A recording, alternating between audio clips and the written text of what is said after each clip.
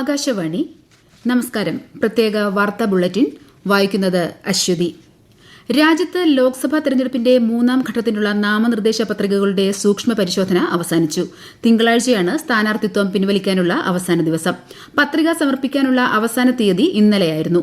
മൂന്നാം ഘട്ടത്തിൽ 10 സംസ്ഥാനങ്ങളിലെയും 2 കേന്ദ്രഭരണ പ്രദേശങ്ങളിലെയും 94 പാർലമെന്റ് സീറ്റുകളിലേക്കാണ് വോട്ടെടുപ്പ് നടക്കുക. മെയ് 7-നാണ് വോട്ടെടുപ്പ്. കേരളത്തിൽ 20 ലോക്സഭാ മണ്ഡലങ്ങളിലേക്കുള്ള വോട്ടെടുപ്പിന് ഇനി 5 ദിവസങ്ങൾ മാത്രം. 3 മുന്നണികളുടെയും സംസ്ഥാന ദേശീയ നേതാക്കൾ വിവിധയിടങ്ങളിൽ പ്രചാരണ പരിപാടികളിൽ പങ്കെടുക്കുന്നുണ്ട്. തിരുവനന്തപുരത്തെ NDA സ്ഥാനാർത്ഥിയും കേന്ദ്ര സഹമന്ത്രിയുമായ രാജീവ് ചന്ദ്രശേഖറിനെ പിന്തുണച്ച് ഇന്ന് സംഘടിപ്പിച്ച അനന്തപുരി മഹിളാ കൂട്ടായ്മയിൽ തമിഴ്നാട്ടിൽ നിന്നുള്ള BJP നേതാവ് വിജയധരണി സംസാരിച്ചു. കവടിയാർ ഉദയ് പാലസിൽ സംഘടിപ്പിച്ച സ്റ്റുഡന്റ്സ് കോൺക്ലേവിനെ ശ്രീ രാജീവ് ചന്ദ്രശേഖർ അഭിസംബോധന ചെയ്തു. ചാലക്കുടി ലോക്സഭാ മണ്ഡലത്തിലും പത്തനംതിട്ടയിലും നടന്ന പൊതുസമ്മേളനത്തെ AICC general secretary Priyanka Gandhi അഭിസംബോധന ചെയ്തു. തിരുവനന്തപുരത്ത് കോൺഗ്രസ് സ്ഥാനാർത്ഥി ശശി തരൂരിന്റെ പ്രചാരണാർത്ഥം നടത്തുന്ന റോഡ് ഷോയിലും ശ്രീമതി പ്രിയങ്ക പങ്കെടുത്തു. LDF സ്ഥാനാർത്ഥിക്ക് പിന്തുണയുമായി CPIM പോളിറ്റ് ബ്യൂറോ അംഗം ബൃന്ദ കാരാട്ട് ഇന്ന് തൃശൂരിൽ വിവിധ പ്രചാരണ പരിപാടികളിൽ പങ്കെടുത്തു. CPI ദേശീയ ജനറൽ സെക്രട്ടറി D. രാജ മാനന്തവാടിയിൽ LDFനായി പ്രചാരണ യോഗത്തിൽ പങ്കെടുത്തു.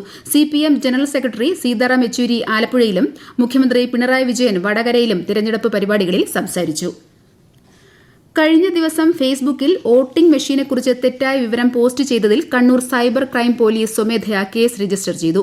കണ്ണൂർ സിറ്റി പോലീസ് കമ്മീഷണറുടെ കീഴിലുള്ള സോഷ്യൽ മീഡിയ പെട്രോളിംഗ് ടീമാണ് കേസിനാധാരമായ സംഭവം കണ്ടെത്തിയത്. ഇത്തരം സംഭവങ്ങൾ ശ്രദ്ധയിൽപ്പെട്ടാൽ കണ്ണൂർ സിറ്റി പോലീസിന്റെ സോഷ്യൽ മീഡിയ സെല്ലിന്റെ 9497942713 എന്ന വാട്സ്ആപ്പ് നമ്പറിൽ അറിയിക്കാവുന്നതാണ്.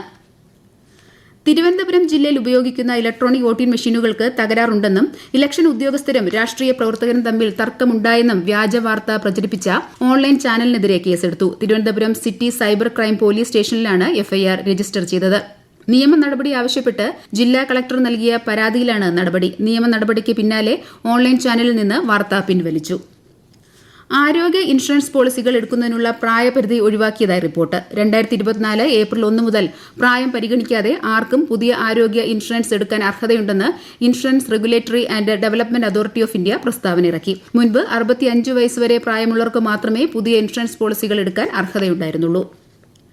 വികസിത് ഭാരത് 2047 എന്ന സ്വപ്നം സാക്ഷാത്കരിക്കുക എന്നതാണ് കേന്ദ്ര സർക്കാരിന്റെ പ്രഥമ പരിഗണനയെന്ന് ധനമന്ത്രി Nirmala Sitharaman. Gujarat chamber of commerce and industries അഹമ്മദാബാദിൽ സംഘടിപ്പിച്ച വികസിത് ഭാരത് 2047 എന്ന വിഷയത്തെക്കുറിച്ച് സംസാരിക്കുകയായിരുന്നു ധനമന്ത്രി. മുൻകാല വെല്ലുവിളികൾ ചൂണ്ടിക്കാട്ടി രാജ്യത്തിന്റെ സാമ്പത്തിക പരിവർത്തനത്തെക്കുറിച്ചും ശ്രീമതി നിർമ്മല സീതാരാമൻ എടുത്തു പറഞ്ഞു. മാൽദീവ്സ് പാർലമെന്ററി തെരഞ്ഞെടുപ്പ് നാളെ. 8 രാഷ്ട്രീയ പാർട്ടികളിൽ നിന്നായി 368 സ്ഥാനാർത്ഥികളാണ് പീപ്പിൾസ് മജ്ലിസിലെ 93 സീറ്റുകളിലേക്ക് നടക്കുന്ന തിരഞ്ഞെടുപ്പിൽ ജനവിധി തേടുന്നത്. 602 പോളിംഗ് സ്റ്റേഷനുകളാണ് ഇതിനായി മാൽദീവ്സിൽ സജ്ജമാക്കിയിട്ടുള്ളത്. ഇതിനു പുറമെ കൊളംബോ, തിരുവനന്തപുരം, ക്വാലാലംപൂർ എന്നിവിടങ്ങളിലും ഓരോ പോളിംഗ് സ്റ്റേഷൻ സജ്ജീകരിച്ചിട്ടുണ്ട്.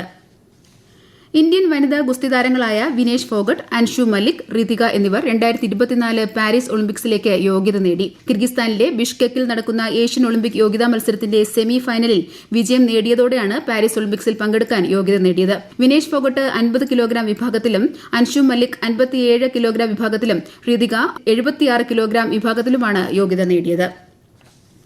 തിരുവനന്തപുരം ശ്രീ പത്മനാഭസ്വാമി ക്ഷേത്രത്തിലെ പൈങ്കുനി ഉത്സവത്തിന് നാളെ ശംഖുമുഖത്ത് നടക്കുന്ന ആറാട്ടോടെ സമാപനമാകും. വൈകിട്ട് 5-ന് ആറാട്ട് ചടങ്ങുകൾ ആരംഭിക്കും. ശ്രീകോവിലിൽ ദീപാരാധന കഴിഞ്ഞ് ഗരുഡ വാഹനങ്ങളിൽ ശ്രീ പത്മനാഭസ്വാമിയെയും നരസിംഹമൂർത്തിയെയും തിരുവമ്പാടി കൃഷ്ണനെയും പുറത്ത് എഴുന്നള്ളിക്കുന്നതോടെ ആറാട്ട് ഘോഷയാത്രയ്ക്ക് തുടക്കമാകും.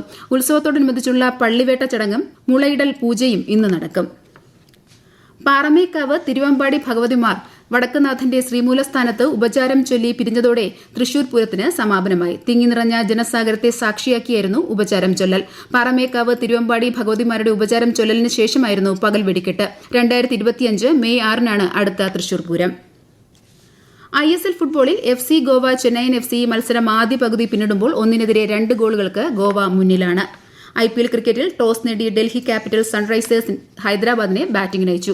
ന്യൂഡൽഹിയിലെ അരുൺ ജെയ്റ്റ്ലി സ്റ്റേഡിയത്തിലാണ് മത്സരം. പോയിന്റ് പട്ടികയിൽ ഹൈദരാബാദ് 4-മതും ഡൽഹി ക്യാപിറ്റൽസ് 6-മതുമാണ്. പ്രത്യേക വാർത്താ ബുള്ളറ്റിൻ കഴിഞ്ഞു. അടുത്ത വാർത്താ പ്രക്ഷേപണം നാളെ രാവിലെ 6:45-ന്.